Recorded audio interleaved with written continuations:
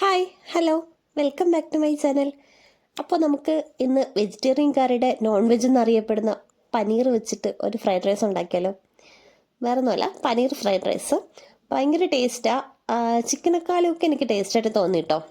ഈ fried rice വെജിറ്റേറിയൻകാർക്കൊക്കെ കണ്ണും പൂട്ടി ഉണ്ടാക്കി നോക്കാം, ഭയങ്കര ടേസ്റ്റാണ്.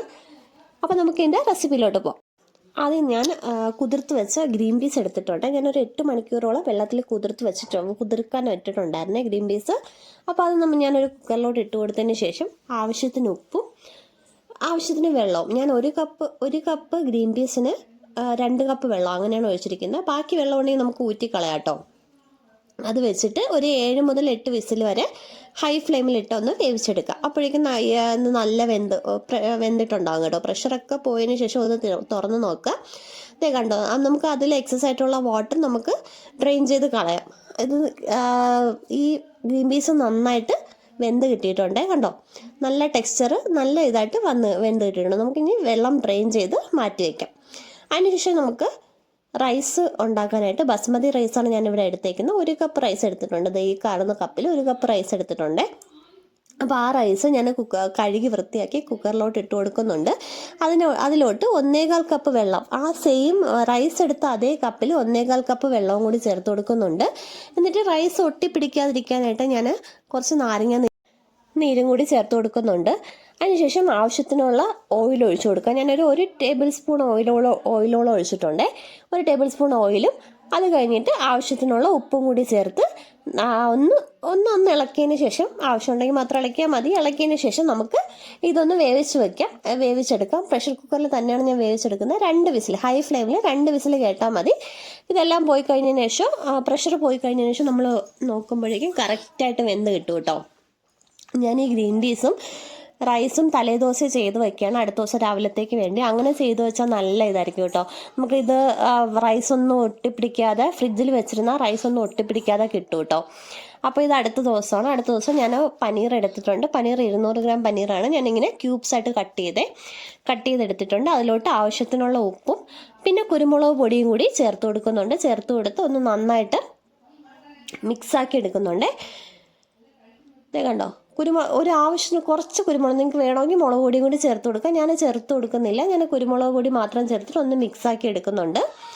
എടുത്തതിന് ശേഷം നമുക്കിത് ഫ്രൈ ചെയ്തെടുക്കണം കേട്ടോ. ഫ്രൈ ചെയ്തെടുക്കാനായിട്ട് ഞാൻ ആദ്യം ഒരു കടായി അടുപ്പത്തോട്ട് വെച്ചതിന് ശേഷം കുറച്ച് ബട്ടർ ചേർത്ത് കൊടുക്കുന്നുണ്ട്. ഒരു ടേബിൾ സ്പൂൺ ബട്ടറോളം വരും ചേർത്ത് കൊടുത്ത് അതൊന്ന് സ്പ്രെഡായി വന്നതിന് ശേഷം ഞാൻ പനീർ ക്യൂബ്സ് ഓരോന്നായിട്ട് ചേർത്ത് കൊടുക്കുന്നുണ്ട്. എല്ലാം നമുക്ക് ഒറ്റ ഇതിൽ തന്നെ വേവിച്ചെടുക്കാവുന്നതാണ്. കാരണം പനീറിന് അധികം വേവില്ലല്ലോ, നിങ്ങൾക്ക് എല്ലാവർക്കും അറിയാം. അപ്പോൾ ഒരു സൈഡൊന്ന് ബ്രൗണിഷ് കളർ ആകുമ്പോഴേക്കും മറ്റേ സൈഡൊന്ന് മറിച്ചിട്ട് കൊടുത്ത് നന്നായിട്ടൊന്ന് ഒരു 4-5 സൈഡ് ഉണ്ടാവുമല്ലോ, എല്ലാം ഒന്ന് വേവിച്ചെടുക്കുക. അത്രേ ഉള്ളൂ, പെട്ടെന്ന് കഴിയും കേട്ടോ. ഒരു 5 മിനിറ്റ് പോലും വേണ്ട ഈ പനീറൊന്ന് വെന്ത് കിട്ടാനായിട്ട്. ഒരു മീഡിയം ഫ്ലെയിമിൽ വെച്ച് വേവിച്ചാൽ മതിയാവും. വേവിച്ച് ഞാൻ ഇവിടെ മാറ്റി വെച്ചിട്ടുണ്ട്. അതുകൊണ്ടോ നന്നായിട്ട് വെന്ത് കിട്ടിയിട്ടുണ്ട്. നല്ല സോഫ്റ്റുമാണ് പനീർ. ഒരുപാട് സമയം വേവിക്കാൻ പാടില്ല, ഹാർഡായിപ്പോവും. എന്നിട്ട് അതേ കടായി തന്നെ ഞാൻ കുറച്ച് ഓയിൽ ചേർത്ത് കൊടുക്കുന്നുണ്ട്. വെളിച്ചെണ്ണ എടുക്കാതിരിക്കാൻ പ്രത്യേകം ശ്രദ്ധിക്കണം കേട്ടോ. വെളിച്ചെണ്ണ ഞാനിവിടെ സൺഫ്ലവർ ഓയിലാണ് യൂസ് ചെയ്തിരിക്കുന്നത്. കുറച്ച് ഓയിൽ, അതേ ബട്ടറിൻ്റെ ആ ഒരു ഇതൊക്കെ ഉണ്ട് കേട്ടോ അതിലോട്ട് ഞാൻ കുറച്ച് സൺഫ്ലവർ ഓയിൽ ചേർത്ത് കൊടുത്തതിന് ശേഷം കുറച്ച് ചോപ്പ് ചെയ്ത വെളുത്തുള്ളി ചേർത്ത് കൊടുക്കുന്നുണ്ട്. കുനുകുനാന്നരിഞ്ഞ വെളുത്തുള്ളിയാണ്, അതും കൂടി ചേർത്ത് കൊടുത്ത് ഒന്ന് ചൂടാക്കി എടുത്തതിന് ശേഷം ഞാൻ ഇവിടെ കുറച്ച് ഫൈനലി ചോപ്ഡായിട്ട് കുറച്ച് ക്യാരറ്റ്, കുറച്ച് ക്യാബേജ്, കുറച്ച് ബീൻസ്, പിന്നെ കുറച്ച് ക്യാപ്സിക്കം എടുത്തിട്ടുണ്ട്. പിന്നെ സ്പ്രിംഗ് ഒണിയൻ്റെ വൈറ്റ് പോർഷനും സ്പ്രിംഗ് ഒണിയൻ്റെ ഗ്രീൻ പോർഷനും സെപ്പറേറ്റ് ആയിട്ട് എടുത്തിട്ടുണ്ട് കേട്ടോ. ഇത്രയും വെജിറ്റബിൾസാണ് ഞാൻ എടുത്തിട്ടുള്ളത്. നിങ്ങൾക്ക് കൂടുതൽ വെജിറ്റബിൾസ് എന്തെങ്കിലും ഉള്ളിയൊക്കെ ആവശ്യമുണ്ടെങ്കിൽ ചേർക്കാം കേട്ടോ. നോർമലി ഉള്ളിയൊന്നും ചേർക്കാറില്ല. അപ്പോൾ ഞാൻ ഈ വെളുത്തുള്ളിയുടെ പച്ചമണം ഒന്ന് മാറി വന്നപ്പോഴേക്കും ഞാൻ ഈ ക്യാരറ്റ് ഗ്രേറ്റ് ചെയ്ത് കംപ്ലീറ്റ് ഇട്ട് കൊടുക്കുന്നുണ്ട്. പ്രത്യേകം ശ്രദ്ധിക്കുക. ഇനി അങ്ങോട്ടെല്ലാം നമ്മൾ ഹൈ ഫ്ലെയിമിലാണ് കേട്ടോ ചെയ്യുന്നത്. ലോ ഫ്ലെയിമിലാക്കുക വേണ്ട. പെട്ടെന്ന് നമുക്ക് തയ്യാറാക്കി എടുക്കാൻ പറ്റും. ഇത്രയും ആയിക്കഴിഞ്ഞാൽ നമുക്കിനി ഒരു പാടുമില്ല കേട്ടോ.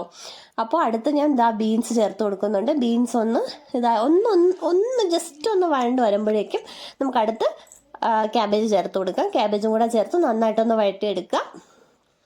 നന്നായിട്ടെന്ന് പറഞ്ഞാൽ അത് അറിയാലോ നിങ്ങൾക്ക്, ചൈനീസ് സാധനമാണ്. അതുകൊണ്ട് നമുക്ക് അധികം വഴണ്ട് കിട്ടേണ്ട ആവശ്യമില്ല. ആ ഒരു പച്ചമണം മാറിയാൽ മാത്രം മതി. അതിനുശേഷം ഞാൻ ക്യാപ്സിക്കം ചേർത്ത് കൊടുക്കുന്നുണ്ട്. ക്യാപ്സിക്കം ഒന്ന് നന്നായിട്ടൊന്ന് വഴറ്റിയെടുക്കുന്നുണ്ട്. ഹൈ ഫ്ലെയിമിലിട്ട് തന്നെ ഒരു 2 മിനിറ്റോളം വഴറ്റിയാൽ മതിയാവും കേട്ടോ.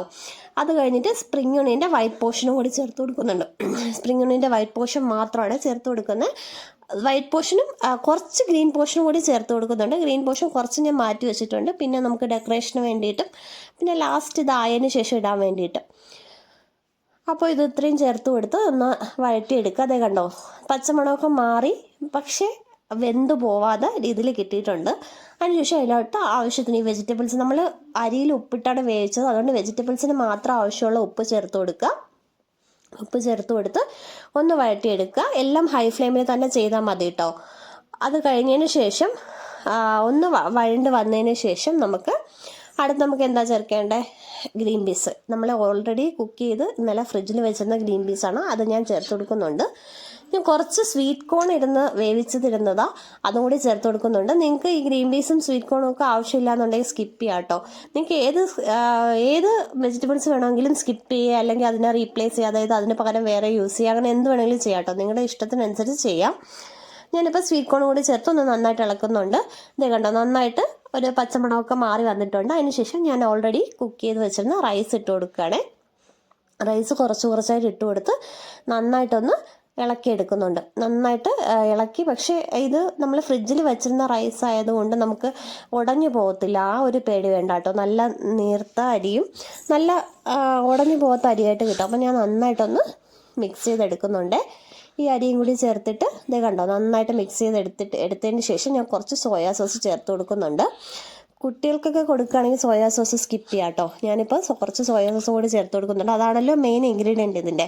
അപ്പോൾ അതുകൂടി ചേർത്തതിന് ശേഷം കുറച്ച് കുരുമുളക് പൊടി, വൈറ്റ് പെപ്പർ ഉണ്ടെങ്കിൽ അത് ചേർക്കാം. ഞാനിപ്പോൾ ബ്ലാക്ക് പെപ്പറാണ് ചേർത്തിരിക്കുന്നത്.